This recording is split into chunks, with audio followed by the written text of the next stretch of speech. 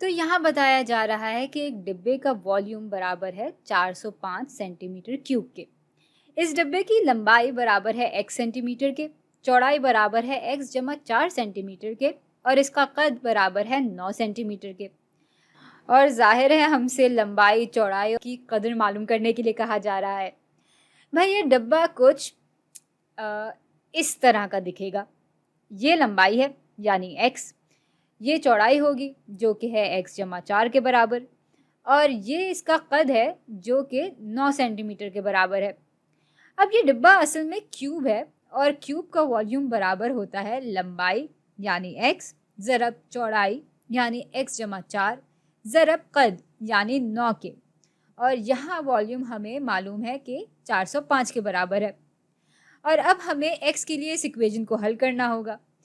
तो x ज़रब 9 बराबर हो जाएगा 9x के और 9x को इस पूरे ब्रैकेट से ज़रब दें तो 9x ज़रब x बराबर आ जाएगा 9x स्क्वायर के और 9x ज़रब 4 बराबर आ जाएगा 36x के और ये पूरी चीज़ अभी भी 405 के भी बराबर होगी। अब इसको ज़रा स्टैंडर्ड क्वाड्रेटिक शक्ल में ले आते हैं। तो ऐसा करने के लिए हमें 405 को इक्वेशन के दोनों हिस्सों से माइनस करना होगा। यहाँ 9x स्क्वायर जमा 36x माइनस 405 आ जाएगा और यहाँ ये दोनों आपस में कट जाएंगे और हमें 0 मिल जाएगा। अच्छा, अब ये तीनों ही टर्म्स 9 से तकसीम हो सकती हैं, तो इनको हम तकसीम करके इस पूरे एक्सप्रेशन को ज़रा सुलझा लेंगे।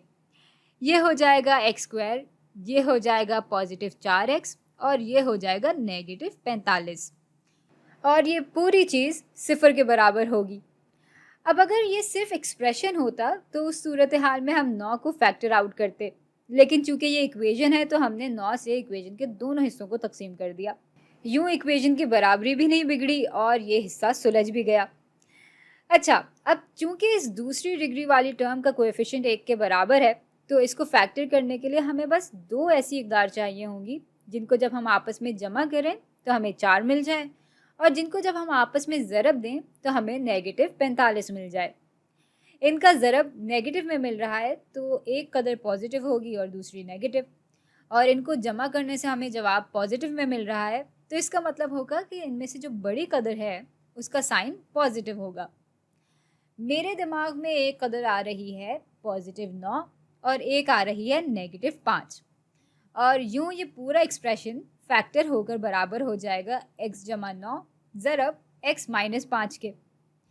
अब इस इक्वेशन को 0 के बराबर होने के लिए या तो x जमा 9 को 0 के बराबर होना चाहिए या तो x माइनस 5 को 0 के बराबर होना चाहिए, या ये भी मुमकिन है कि ये दोनों ही 0 के बराबर हो।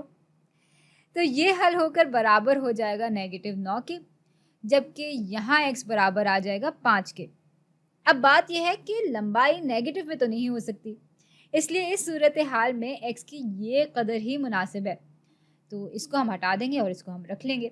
x बराबर आ जाएगा 5 सेंटीमीटर के। अब चौड़ाई बराबर थी x जमा 4 के, तो ये बराबर आ जाएगा 5 जमा 4 यानी 9 सेंटीमीटर के। भाई सवाल तो हमने हल कर लिया, लेकिन अगर आपको इस जवाब पर यकीन नहीं है तो आप इस जवाब को परख भी सकते हैं, लेकिन इसको परखें कैसे, ये भी अच्छा सवाल है। अब सवाल के मुताबिक इन सब का ज़रब बराबर होना चाहिए 405 के। यहाँ x की जगह 5 डालकर देखें कि ज़रब 405 के बराबर ही आ रहा है या नहीं। तो आप ये काम करें और मैं आपसे मिलती हूँ अगली वीडियो में।